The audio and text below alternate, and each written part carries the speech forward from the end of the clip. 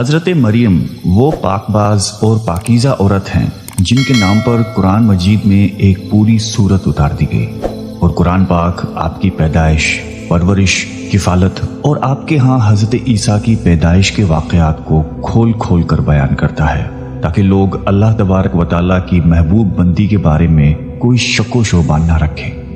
حضرت مریم علیہ السلام حضرت داؤد علیہ السلام کی نسل سے تعلق رکھتی ہیں۔ آپ کے والد محترم اس دور میں بنی اسرائیل کے امام نماز تھے، اور آپ کی والدہ محترمہ بھی عابدہ اور زاہدہ خاتون تھی۔ اس دور میں اللہ تعالیٰ نے بنی اسرائیل پر حضرت زکریا علیہ السلام کو مبعوث فرمایا تھا۔ جب حضرت مریم علیہ السلام کے والدہ کے ہاں اولاد نہیں تھی تو انہوں نے اللہ کے نام پر یہ نظر مانی کہ اگر ان کے ہاں اولاد ہوئی تو وہ اسے بیت المقدس کی خدمت کے لیے وقف کر دیں گی۔ اس وقت کے رواج کے مطابق جو لڑکا اللہ تعالیٰ کے نظر کر دیا جاتا وہ نہ تو شادی کرتا تھا اور نہ ہی دنیاوی مشاغل میں دلچسپی لیتا تھا، صرف عبادت گاہ کی خدمت کرتا اور خود عبادت میں مشغول رہتا تھا۔ حضرت بی بی مریم کی والدہ نے بھی بیٹے کے عطا کرنے کی دعا اس لیے کی تھی کہ رواج کے مطابق عبادت گاہ کی خدمت کے لیے تو صرف لڑکوں کو قبول کیا جاتا تھا، لڑکیوں کے لیے یہ اجازت نہیں تھی۔ چنانچہ بیٹے کی جگہ جب بیٹی پیدا ہوئی تو ماں کو یہ فکر ہو گئی کہ اس کی نظر قبول نہیں ہوگی، کیونکہ دستور کے مطابق لڑکی نظر کرنے کی ممانعت تھی۔ اسی کشمکش میں اللہ تعالیٰ سے یہ دعا کی کہ اے رب، میں نے تو لڑکے کی درخواست کی تھی، لیکن جو اللہ تعالیٰ کی ذات بابرکت کا علم ہے وہاں تک انسانی سوچ کیسے پہنچ سکتی ہے؟ اللہ تعالیٰ نے جس لڑکی کو پیدا فرمایا تھا اس سے دراصل مقدس ماں بنانا مقصود تھا، جس میں سے ایک عظیم الشان مبارک و مسعود بیٹے نے پیدا ہونا تھا جو پیدائشی نبی تھا۔ بہرحال حضرت مریم کی پیدائش ہو جاتی ہے اور مدت رضاعت ختم ہوتی ہے تو آپ علیہ السلام کی والدہ محترمہ آپ کو بیت المقدس لے جاتی ہیں تاکہ مجاوروں کے سپرد کر کے اپنی منت پوری کریں۔ وہاں مجاور جھگڑنے لگتے ہیں، ہر کوئی یہ چاہ رکھتا ہے کہ حضرت مریم کی کفالت اس کے سپرد کی جائے۔ پھر یہ فیصلہ ہوا کہ مجاورین وہ قلم جس سے وہ توریت لکھتے تھے پانی میں چھوڑ دیں، جس کا قلم پانی کے بہاؤ میں بہنے کی بجائے الٹا بہے وہی حضرت مریم کی کفالت کا حقدار ہوگا۔ اس مقابلے میں حضرت زکریا بھی شامل تھے۔ ان کے قلم کو اللہ تعالیٰ نے پانی میں بہاؤ کے الٹے طرف بہایا اور ان کی پرورش کے حقدار ہو گئے، اور بی بی مریم کو اللہ کی منشا کے مطابق حضرت زکریا کی کفالت میں دے دیا گیا۔ حضرت زکریا کی بیوی حضرت مریم کی خالہ لگتی تھی، اس لیے ان سے بڑھ کر ان کی پرورش اور کون کر سکتا تھا۔ اسی طرح حضرت مریم بیت المقدس میں رہائش پذیر ہو گئی۔ آپ کے لیے ایک کمرہ مخصوص کر دیا گیا جہاں حضرت زکریا کے علاوہ اور کوئی نہیں جا سکتا تھا۔ آپ دن رات اللہ تعالیٰ کی عبادت میں مشغول رہتی تھی۔ جب بھی حضرت زکریا آپ کے پاس آتے تو وہ حیران ہوتے کیونکہ آپ کے پاس بے موسم پھل موجود ہوتے تھے۔ گرمیوں کے پھل سردیوں کے موسم میں اور سردیوں کے پھل گرمیوں کے موسم میں آپ کے حجرے میں موجود ہوتے تھے۔ حضرت زکریا کی حیرت بجا تھی، تبھی حضرت مریم سے پوچھا کہ یہ پھل کہاں سے آتے ہیں، کون دے کر جاتا ہے آپ کو؟ حضرت مریم پرسکون ہو کر فرماتی ہیں کہ اللہ کے پاس سے۔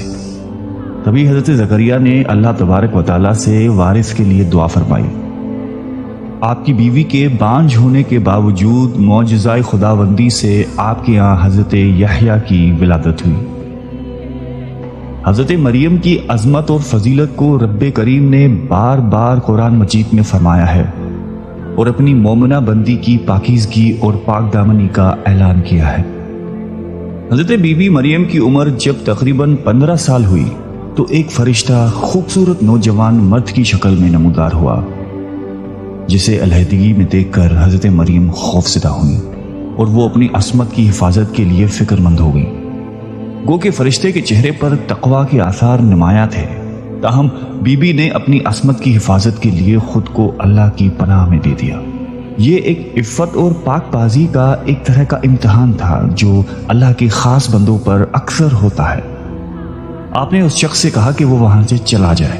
ان کی پریشانی دیکھ کر نوجوان نے کہا کہ گھبرانے کی ضرورت نہیں، میں انسان نہیں ہوں، اللہ تعالیٰ کی طرف سے بھیجا ہوا ایک فرشتہ ہوں۔ آنے کی وجہ بتاتے ہوئے فرشتے نے کہا کہ آپ کو ایک پاکیزہ اور مبارک و مسعود بچے کی ولادت کی خوشخبری دینے آیا ہوں۔ حضرت مریم کو انتہائی تعجب ہوا۔ وہ بولی کہ یہ کیسے ممکن ہے، کیونکہ وہ شادی شدہ نہیں تھی۔ فرشتے نے کہا کہ اس سے پہلے اللہ تعالیٰ حضرت آدم علیہ السلام کو ماں اور باپ دونوں کے بغیر پیدا فرما چکا ہے، اور حضرت حوا علیہ السلام کو صرف مرد کے وجود سے پیدا فرمایا گیا۔ حضرت مریم جب حاملہ ہوئیں تو ایک دور جگہ چلی گئیں۔ اس بارے میں ایک قصہ کئی بزرگوں نے ذکر کیا ہے کہ جب آپ کا حمل ظاہر ہوا تو سب سے پہلے بنی اسرائیل کے عابد اور زاہد شخص وہب بن منبع، جو آپ کے خالہ زاد بھائی تھے، انتہائی تعجب میں پوچھا کہ اے مریم، کیا بیج کے بغیر کھیتی اگ سکتی ہے؟ فرمایا جی ہاں، بتاؤ کس نے پہلی مرتبہ کھیتی کو پیدا کیا؟ پھر پوچھا کہ کیا بغیر مرد کے اولاد ہو سکتی ہے؟ فرمایا کہ جی ہاں، اللہ تعالیٰ نے حضرت آدم کو بغیر ماں باپ کے پیدا فرمایا۔ پھر کہا کہ اچھا اپنی خبر دو۔ حضرت مریم نے فرمایا کہ اللہ تعالیٰ نے مجھے خوشخبری دی ہے اپنی طرف سے ایک نشانی، جس کا نام مسیح عیسیٰ بن مریم ہوگا، دنیا اور آخرت میں صاحب مرتبہ ہوگا اور لوگوں سے بچپن اور بڑھاپے میں کلام کرے گا۔ محمد بن اسحاق فرماتے ہیں کہ جب حضرت مریم کے حاملہ ہونے کی خبر بنی اسرائیل میں عام ہو گئی تو بہت سے افراد نے حضرت زکریہ کے گھر آنا جانا بند کر دیا اور آپ پر الزامات اور بہتان لگانے لگے۔ حضرت مریم نے لوگوں سے علیحدگی اختیار کر لی اور دور تنہائی میں چلی گئی۔ جب حمل کا درد شروع ہوا تو آپ نے ایک درخت کا سہارا لیا اور ان کے نیچے بیٹھ گئی۔ درد سے بے چین اور بدنامی کا خیال، آخر گھبرا کر کہنے لگی کہ کاش میں پہلے ہی مر گئی ہوتی اور بھولی بسری ہو گئی ہوتی۔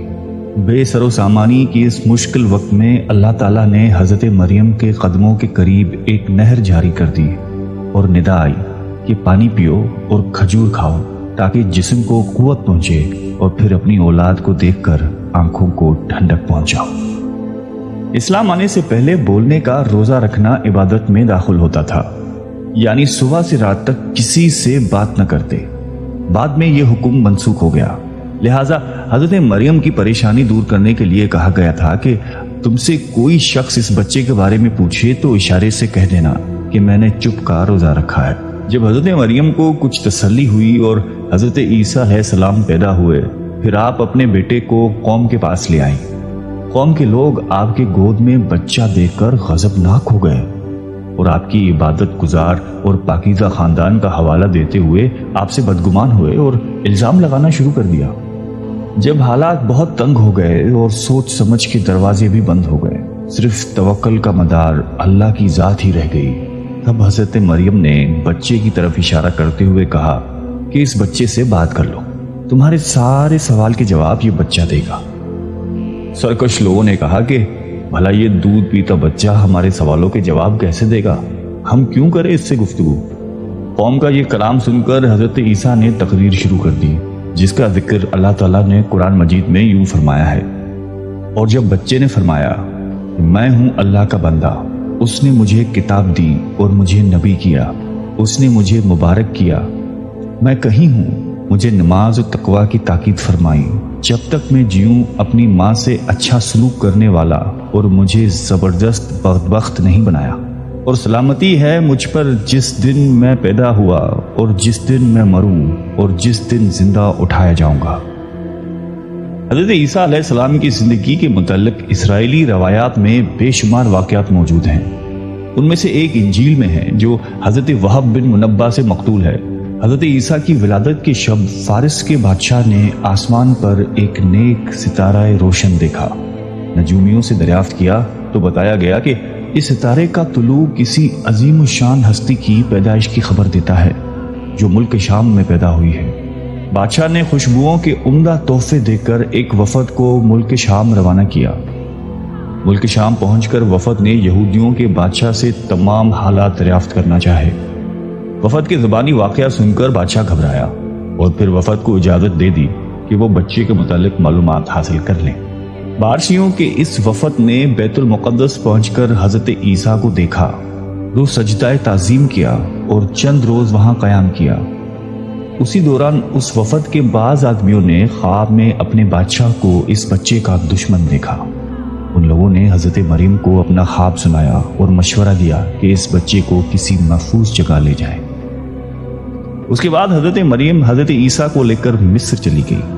جب حضرت عیسیٰ کی عمر مبارک 13 سال ہوئی تو بیت المقدس واپس آ گئی۔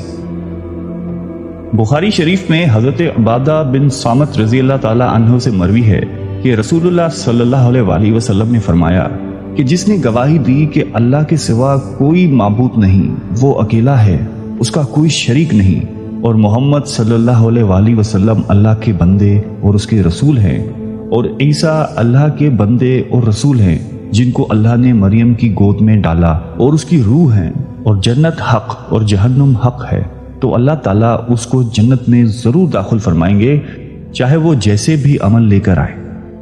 اللہ تعالیٰ ہم سب کو قلب سلیم عطا فرمائے اور قرآن اور حدیث پہ چلنے کی توفیق عطا فرمائے، آمین۔